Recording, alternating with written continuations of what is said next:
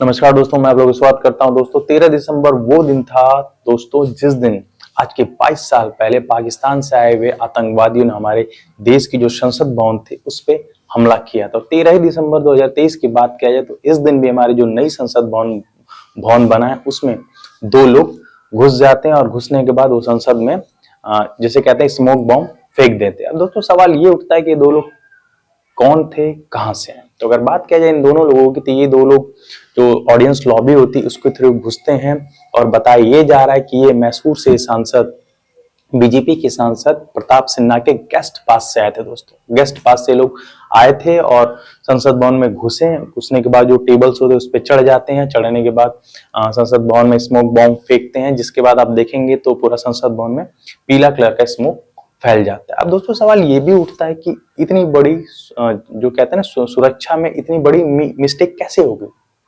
सुरक्षा में इतनी बड़ी जिसे कह सकते फॉल्ट कैसे हो गया।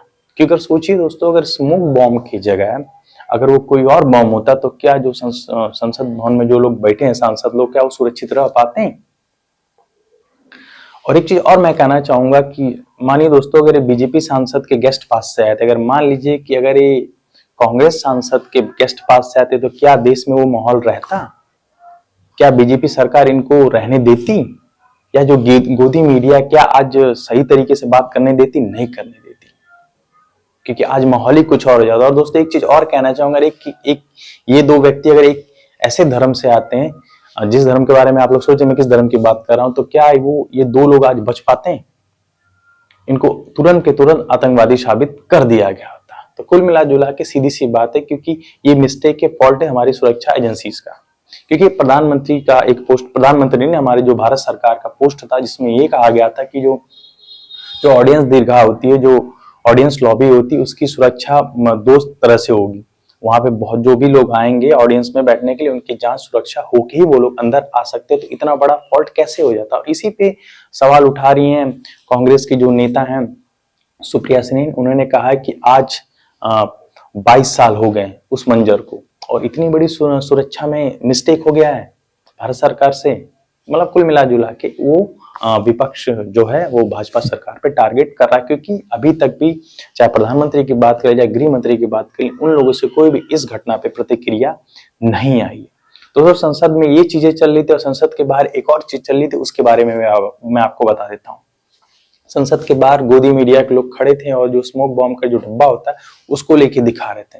कोई इधर खींच रहा था, कोई उधर खींच रहा था, कोई इधर परेशान था। तो मतलब कुल मिला जुला के इतने बड़े सेंसिटिव मुद्दे पे भी लोग जो गोदी मीडिया वहां कॉमेडी चल रही थी, वो अलग से दिखाना चाह रहा है, कोई अलग दिखाना चाह रहा है, उनसे उस गोदी मीडिया के जो एंकर उससे वो वाले एंकर छीनना चाह रहा है, कोई दूसरा एंकर चलना, कुल मिला के छीनना चाह रहे थे उस बॉम्ब को कि हम दिखाएंगे अपने न्यूज चैनल पे कि ये क्या था और कैसे हुआ। जिसपे प्रकाश राज ने कहा कि आप इसे मजाक नहीं कहेंगे तो और क्या कहेंगे। उन्होंने ट्वीट किया कि आप इस जो ये गोदी मीडिया कर रही है इसको आप लोग मजाक नहीं कहेंगे तो और क्या कहेंगे। उन्होंने कहा मैं जस्ट आप लोगों से पूछ रहा हूं।